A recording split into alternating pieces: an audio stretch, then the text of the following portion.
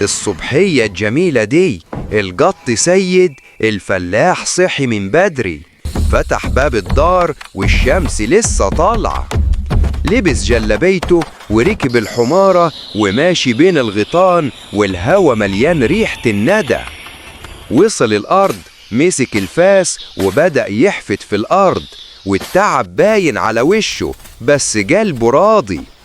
في نفس الوقت أم سيد راحت السوق، جابت فول وطعمية وجهزت الفطار بحنية.